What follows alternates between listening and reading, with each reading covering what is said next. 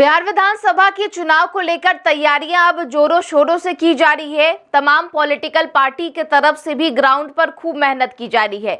इस बीच सीट बंटवारे को लेकर अब जो निर्णय है वो अंतिम चरण पर है और ऐसे में प्रत्याशियों को भी फाइनल किया जा रहा है कि आखिर किस विधानसभा सीट से वो कौन से प्रत्याशी हैं जो चुनावी मैदान में उतरते नजर आएंगे। इस बीच देखिए, भाजपा की भी तरफ से विशेष रूप से तैयारियां की गई है, रणनीति तैयार की गई है कि आखिर किस फॉर्मूले के तहत सीटों का जो बंटवारा है वो किया जाएगा और किस फॉर्मूले के तहत कैंडिडेट को फाइनल किया जाएगा। इन तमाम मुद्दों को लेकर भाजपा अपनी रणनीति तैयार करते नजर आ रही है। इस बीच आपको ये भी जानकारी दे दें कि भाजपा की 2 दिवसीय चुनाव समिति की जो बैठक है वो अब खत्म हो गई है और इस बैठक के हवाले से अहम जानकारी निकल करके सामने आ रही है।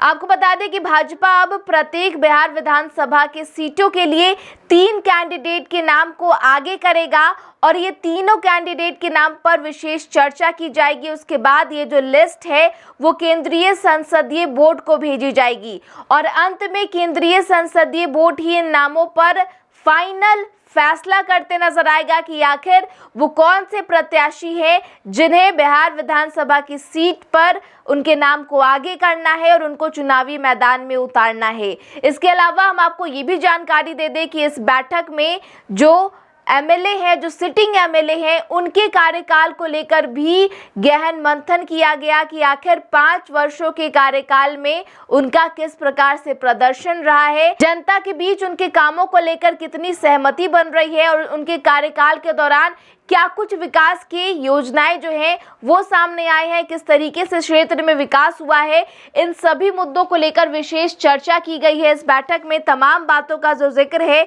वो साफ तौर पर देखने को मिल रहा है। देखिए, बीते दिन यानी रविवार को ही 2 दिवसीय चुनाव समिति की जो बैठक है वो संपन्न हो गई है, जिसमें सिटिंग विधायकों के 5 सालों के प्रदर्शन, संगठन में सक्रियता और जनता में उनकी स्वीकृति पर गहन मंथन हुआ है और सूत्रों के अनुसार जिन विधायकों का प्रदर्शन ठीक नहीं है उनका टिकट कटना तय माना जा रहा है। तो देखिए, जो विशेष जानकारी है वो सामने आ रही है और ऐसे विधायक जिनका प्रदर्शन ठीक ठाक नहीं रहा है उनका टिकट कटना तय माना जा रहा है। ये जो जानकारी है वो बैठक के माध्यम से निकल करके सामने आ रही है। साथ ही आपको ये भी जानकारी दे दी कि 2020 के बिहार विधानसभा के चुनाव में भाजपा ने 110 सीटों पर चुनाव लड़ा था।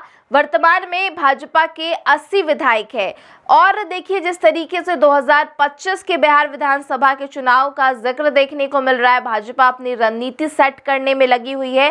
प्रत्याशियों के नाम को फाइनल करने की जो अंतिम चरण की जो बैठक है वो होते हुए नजर आ रही है। 3 कैंडिडेट के नामों को आगे किया जाएगा।